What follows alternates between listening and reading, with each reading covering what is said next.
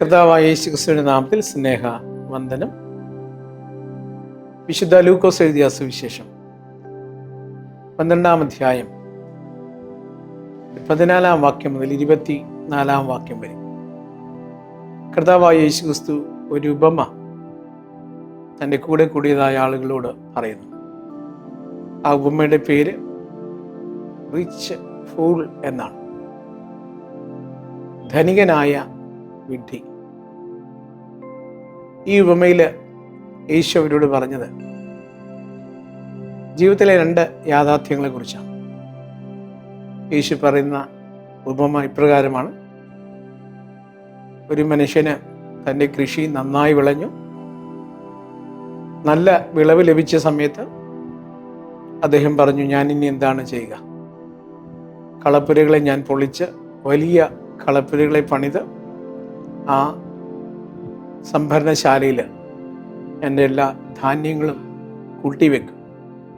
അതിനുശേഷം ഞാൻ എന്നോട് തന്നെ പറയും, തിന്നുക, കുടിക്കുക, ആനന്ദിക്കുക. എന്നാൽ യേശു അവനോട് ചോദിക്കുന്നത്, ഇന്ന് നിന്റെ ആത്മാവിനെ നിന്നോട് ചോദിച്ചാൽ നീ കൂട്ടിവെച്ചിരിക്കുന്നത് ആർക്കാകും എന്നാണ്.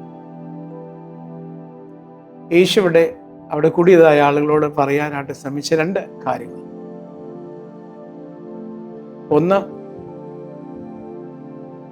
ഈ ബുദ്ധിമാനായ സമൂഹത്തിൻ്റെ കാഴ്ചപ്പാടിൽ ബുദ്ധിമാനായ ഈ മനുഷ്യൻ നന്നായിട്ട് കൃഷി ചെയ്തു, നല്ല രീതിയിൽ നല്ല വിളവ് ലഭിച്ചു, കാലാവസ്ഥ അനുകൂലമായിരുന്നു, കൃഷി രീതി അനുകൂലമായിരുന്നു, നല്ല വിളവ് ഉണ്ടായി, അപ്രതീക്ഷിതമായ വിളവുണ്ടായി.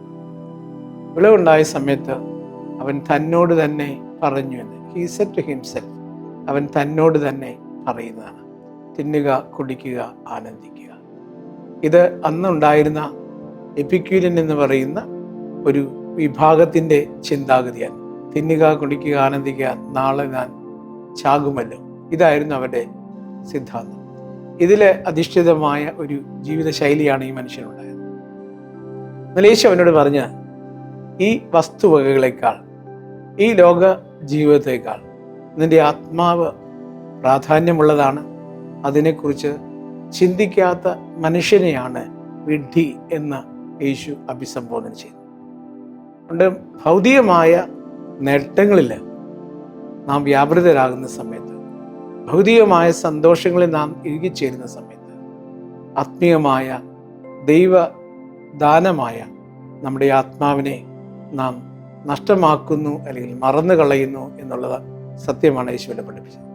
ഏറ്റവും പ്രാധാന്യമായിട്ടുള്ളത് ഭൗതിക സൗകര്യങ്ങളെക്കാൾ ആത്മീയമായ നമ്മുടെ ആത്മാവാണ് ഏറ്റവും വിലയുള്ളത് എന്ന് മനസ്സിലാക്കി കൊടുക്കണം. 2ാമത് യേശു ഇവിടെ പറഞ്ഞത്, അവൻ പറഞ്ഞ വാക്കാണ് ഏറ്റവും പ്രാധാന്യം. ഞാൻ എന്നോട് തന്നെ പറയും. ദൈവം നൽകിയിരിക്കുന്ന വിഭവങ്ങൾ പങ്കിടുമ്പോൾ മാത്രമേ ദൈവത്തിൻ്റെ ഉദ്ദേശം സാധ്യമായി തീരുന്നുള്ളൂ. അതുകൊണ്ട് അവനുണ്ടായ സമ്പാദ്യവും അവനുണ്ടായിരിക്കുന്ന വിഭവങ്ങളും മറ്റൊരുവനുമായി പങ്കിടാൻ അവൻ തയ്യാറാകാത്തത് കൊണ്ടാണ് അവന് വിഡ്ഢി എന്ന് യേശു അഭിസംബോധന ചെയ്തു. നമുക്ക് ദൈവം നൽകുന്ന നന്മകളെ നമുക്ക് വേണ്ടി മാത്രമല്ല, അത് മറ്റുള്ളവരുമായി, സഹജീവികളുമായി പങ്കിടേണ്ടതിൻ്റെ ആവശ്യത്തെക്കുറിച്ച് യേശു ഇവിടെ പഠിപ്പിക്കുന്നു.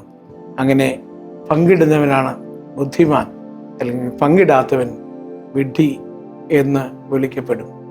അതുകൊണ്ട് നമ്മുടെ ജീവിതത്തിൽ ദൈവം തരുന്ന വിഭവങ്ങൾ നമുക്ക് വേണ്ടി മാത്രമല്ല, മറ്റുള്ളവർക്കും കൂടെ വേണ്ടിയാണ്.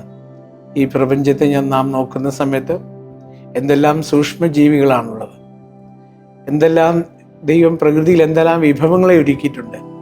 എല്ലാ പക്ഷി മൃഗാദികൾക്കും, മനുഷ്യന് മാത്രമല്ല, സൃഷ്ടിയിലെ പ്രപഞ്ചത്തിലെ എല്ലാ ജീവജാലങ്ങൾക്കും ഉള്ളത് ദൈവം പ്രപഞ്ചത്തിൽ ഒരുക്കിയിട്ടുണ്ട്. അതിലൊരു ഭാഗം മനുഷ്യനും പങ്കിടും. അതുകൊണ്ട് ഈ പാഠം നമ്മെ പഠിപ്പിക്കുന്നത്, ഈ ചിന്ത നമ്മെ പഠിപ്പിക്കുന്നത്, മറ്റുള്ളവരുമായി നമ്മുടെ വിഭവങ്ങളെ പങ്കിടാനായിട്ട് സാധിക്കണം. ഇതായിരിക്കട്ടെ നമ്മുടെ നോമ്പിൻ്റെ ഏറ്റവും മൂർത്തമായ ഭാവം. നമ്മുടെ വിഭവങ്ങളെ മറ്റുള്ളവരുമായി പങ്കിടും. ആവശ്യത്തിലിരിക്കുന്നവരെ സഹായിപ്പാൻ നമുക്ക് സാധിക്കട്ടെ എന്ന് പ്രാർത്ഥിക്കുന്നു. അങ്ങനെ സാധിക്കുമെങ്കിൽ അത് ഈ ലോകത്ത് മാത്രമല്ല, പരലോകത്തും നമ്മുടെ ആത്മാവിനും നമ്മുടെ നിത്യജീവനും അത് കാരണമായി തീരും എന്ന് ആഗ്രഹിക്കുന്നു. ദൈവത്തിൻ്റെ പരിശുദ്ധാത്മാവ് അതിന് നമ്മെ സഹായിക്കട്ടെ. ആമേൻ. നമുക്ക് പ്രാർത്ഥിക്കാം. ദൈവമായ കർത്താവേ, ഈ ലോകത്തിലുള്ള ജീവിതം മാത്രമല്ല, ഞങ്ങളുടെ ആത്മാവ് വിലയേറിയതാണ്. ഞങ്ങളെ പഠിപ്പിച്ചതിനായി സ്തോത്രം. ഈ ലോകത്ത് ഞങ്ങൾ ചെയ്യേണ്ട നന്മ എന്താണ് ഞങ്ങളെ പഠിപ്പിച്ചുവല്ലോ. സഹജീവികളുമായി ഞങ്ങൾക്കുള്ളത് പങ്കിടുവാനായിട്ട് ഞങ്ങൾ സഹായിക്കണമേ. രണ്ടുള്ളവൻ ഇല്ലാത്തവന് പങ്കിടട്ടെ എന്ന്, കൊടുക്കട്ടെ എന്ന് അങ്ങ് പഠിപ്പിച്ചതുപോലെ ഞങ്ങൾക്കുള്ളത് മറ്റുള്ളവരുമായി പങ്കിടുവാൻ ഈ നോമ്പുകാലം ഞങ്ങൾ സഹായിക്കണമേ. യേശുവിൻ നാമത്തിൽ തന്നെ.